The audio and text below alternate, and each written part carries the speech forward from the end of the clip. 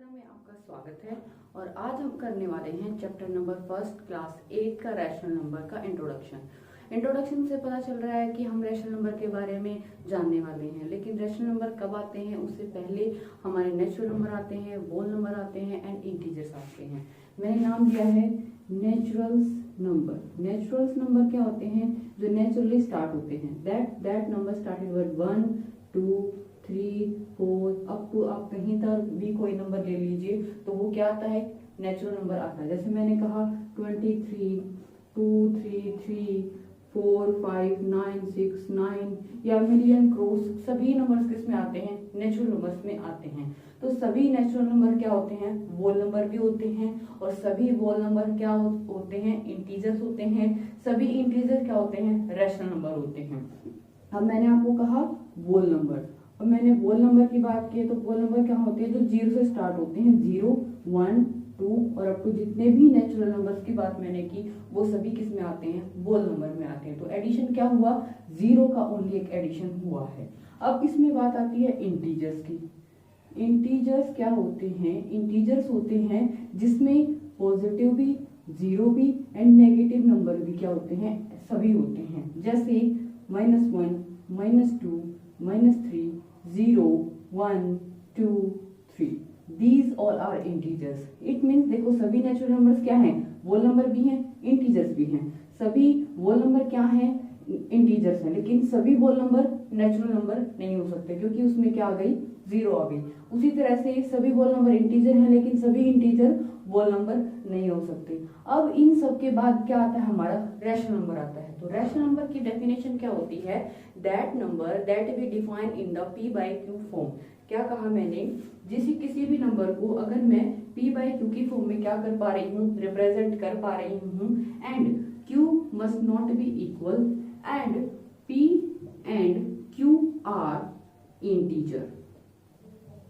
ठीक है, ये इंटीजर होनी चाहिए, मतलब वो नेगेटिव भी टर्म हो सकती है, वो पॉजिटिव टर्म भी हो सकती है। लेकिन अगर मैंने कहा 1/0 दैट इज नॉट डिफाइंड, मतलब p, क्योंकि इसके नीचे मैंने कहा ना क्योंकि एक कंडीशन है कि q नॉट इक्वल टू क्या होना चाहिए?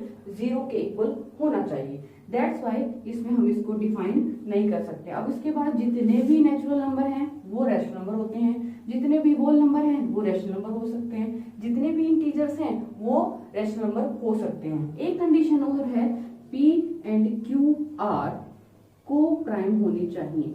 को प्राइम का मतलब होता है उनके फैक्टर्स क्या होने चाहिए? एक दूसरे को डिवाइड नहीं करने होने चाहिए। जैसे 2/5 है, मैंने कहा 2/5, 2 से 2 भी एक इंटीजर है, 5 भी एक इंटीजर है एंड दोनों ही क्या है? प्राइम नंबर्स भी हैं। इनके फैक्टर्स क्या हैं? 1 है एंड इटसेल्फ है।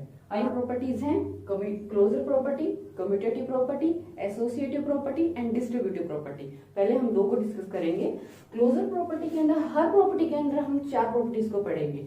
देखो पहले प्रॉपर्टी है जिसमें क्लोजर मतलब कोई भी a प्लस b नंबर है वो क्या आना चाहिए? एक रैशनल नंबर आना चाहिए। ठीक है, जैसे कोई भी नंबर, ये क्या है? a और b, ये एक रैशनल नंबर है। लाइक मैंने एग्जांपल लिया 2/5 प्लस 3/5 या मैं इसको 4/5 भी ले सकती हूँ। अब हमारे पास ये क्या आएगा? 5 इज प्लस 4, ये हमारा क्या आ गया? 6/5। तो ये भी एक p/q की फॉर्म में नंबर है। q is not equal to 0 and दोनों ही क्या है? इंटीजर्स हैं। तो हमारी कंडीशन फुलफिल हो रही है। तो ये हमारा क्या हो रहा है? यस, क्लोजर प्रॉपर्टी एडिशन के अंदर सेटिस्फाइड करती है। अब same number a minus b ले लीजिए, वो भी क्या होनी चाहिए? रैशनल नंबर आना चाहिए। सेम इसी में करेंगे 2 - 5 - 4/5 दैट इज 5 2 - 4। अब इसमें क्या आ रहा है? -2/5। ठीक है, ये नंबर भी क्या आ रहा है? p/q की फॉर्म में। अब -2 एक क्या है? इंटीजर है। 5 भी क्या हमारे पास? एक इंटीजर है and q is not equal to 0। तो इस वाली कंडीशन में भी क्या हो रही है? फुलफिल हो रही है। अब हम करेंगे मल्टीप्लीकेशन का केस। a इंटू बी हमारे पास क्या होना चाहिए? एक रैशनल नंबर होना चाहिए। ठीक है, रैशनल नंबर कोई भी, इन्हीं दो नंबर को ले लीजिए। 2/5 इंटू 4/5, ये क्या आ रहा है हमारा? 8/25 that is again a rational number. 8 and 25, 8 भी क्या है इंटीजर है, 25 भी क्या है इंटीजर है। अब हमारे पास एडिशन के केस में डिवीजन के केस में चलेंगे। डिवीजन भी हमारा क्या आना चाहिए, एक रैशनल नंबर आना चाहिए। तो ये हम क्या करेंगे 2/5 डिवाइड बाय, ये भी हमारा क्या हो जाएगा, देखो 2/5 इंटू में 5/4 हो जाएगा, यहाँ से और यहाँ से के कैंसिल होकर का आ गया 1/2, ये आ गया रैशनल नंबर। लेकिन इन केस अगर हम क्या करें, इन केस अगर यहाँ पर 0 आ सकता है, जैसे मैंने क्या कहा, हम 0/1 को तो डिफाइन कर सकते हैं दैट इज 0, लेकिन 1/0 को डिफाइन नहीं कर सकते। तो इसका मतलब जो ये प्रॉपर्टी है नॉट फॉलो होती है। इसका मतलब इस प्रॉपर्टी में, क्लोजर प्रॉपर्टी में जो हमारा डिवीजन है that is not followed. Okay clear, तीनों प्रॉपर्टी हो रही हैं, लेकिन उसमें डिवीजन के केस में क्लोज प्रॉपर्टी फॉलो नहीं हो रही है। अब सेम प्रॉपर्टीज हम कम्यूटेटिव प्रॉपर्टीज में पढ़ेंगे। मैंने कहा a plus B is equal to B plus A. किसी भी क्वेश्चन को समझने का आसान तरीका है, उसके हम क्या कर सकते हैं, एग्जाम्पल से करेंगे। हम सेम कोई भी एग्जाम्पल अपनी मर्जी से उठा सकते हैं, जैसे a प्लस बी और b प्लस ए। 1/2 कीजिए, प्लस में हम क्या कर सकते हैं 2/3 कर लीजिए। ये नंबर क्या आएगा, देखो 6 और ये क्या आ जाएगा 3 प्लस 4 दैट इज 7/6। ये क्या आ रहा है, एक रैशनल नंबर आ रहा है, p/q की फॉर्म में आ रहा है। अब क्या करेंगे, इसको इस साइड वाले केस को करेंगे। अब हम क्या करेंगे, इस वाले पार्ट को क्या करेंगे, राइट हैंड साइड पार्ट को सॉल्व करेंगे। जैसे उसको पलट दीजिए 2/3 प्लस 1/2, तो ये भी क्या आएगा, अब देखिए ये 6 अगेन दैट इज 4 प्लस 3 और ये भी क्या रहा हमारा 7/6। तो right left hand side equal to right hand side, तो इसमें प्रॉपर्टी शो हो रही है। अब हम करेंगे सब्ट्रैक्शन का केस। सेम ही लीजिए a minus B is equal to B minus A. क्या ये प्रॉपर्टी भी फॉलो होती है, अभी देखेंगे।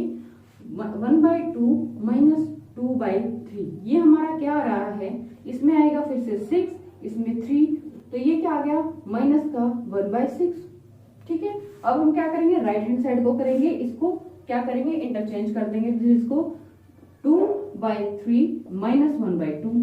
ओके, अब इसको क्या करेंगे, ये हमारा 6 और दैट इज 4 माइनस 3, ये हमारा क्या आ गया 1/6। अरे ये क्या हुआ, ये सेम ही चीजें ली हैं हमने, लेकिन ये तो 1/6 माइनस में आ रहा है और ये प्लस में आ रहा है। That means this property is not followed. ठीक है, सेम हम क्या करेंगे, हम मल्टीप्लीकेशन का जब केस लेंगे उसमें प्रॉपर्टी फॉलो होगी, आप इनको करके देख सकते हैं। लेकिन डिवीजन के केस में ये फिर से नहीं फॉलो करेगा, क्योंकि वो क्या हो जाएगा, सेम नंबर नहीं आएगा। ठीक है, तो आप आई होप आपको ये प्रॉपर्टीज भी होंगी। अगर आपको लगता है मैं डिवीजन वाला एक केस करके आपको दिखा देती हूँ, इसमें फॉलो क्या होगा, जैसे आप देखिए 1/2 डिवाइड करना है 2/3 से, तो ये क्या आएगा 1/2 इंटू 3/2 हो जाएगा दैट इज 3/4। रैशनल नंबर तो है।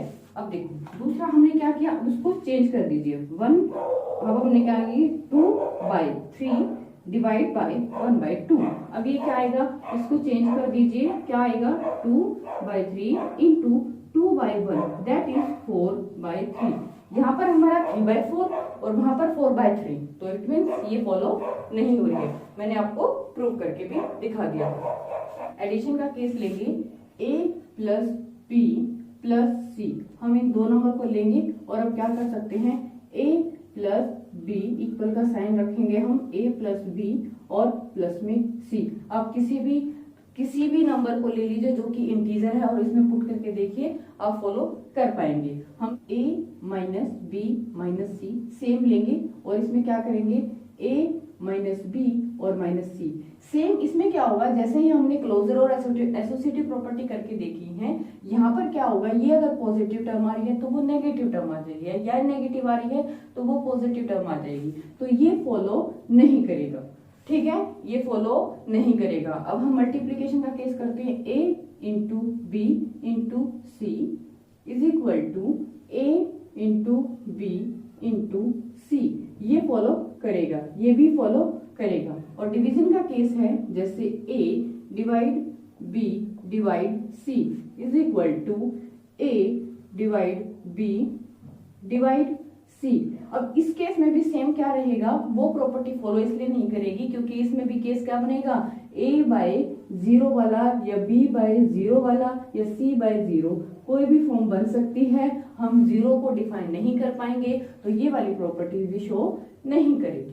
आई होप आपको क्लियर है। आप कोई भी एग्जांपल इसमें रख के कर लीजिएगा, वो फॉलो करेगा। आप कोई भी रैशनल नंबर, 3 रैशनल नंबर ले लीजिएगा और उनको करके देखिएगा, उसी सब में ये वाली और ये वाली प्रॉपर्टी शो नहीं करेगी, सिर्फ ये कौन सी प्रॉपर्टी शो करेगी, फर्स्ट वाली एंड मल्टीप्लीकेशन वाली। आई होप क्लियर हो गया आपको। डिस्ट्रीब्यूटिव प्रॉपर्टी है, काफी इजी प्रॉपर्टी है। इसमें क्या होता है, ए बी प्लस सी कोई भी रैशनल नंबर है, हम उसको कैसे ओपन करेंगे, A B into B C.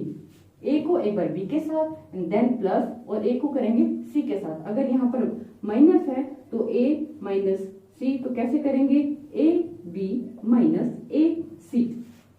Clear. इन क्वेश्चन को सॉल्व करने का रीजन होता है कि ये क्वेश्चन को क्या करते हैं, आपकी कैलकुलेशन को इजी बना देते हैं। कोई भी कॉमन टर्म होती है हम उसको कॉमन ले लेते हैं और उनके ऐड करने के बाद इकट्ठा हम उसको क्या कर सकते हैं, मल्टीप्लाई कर सकते हैं।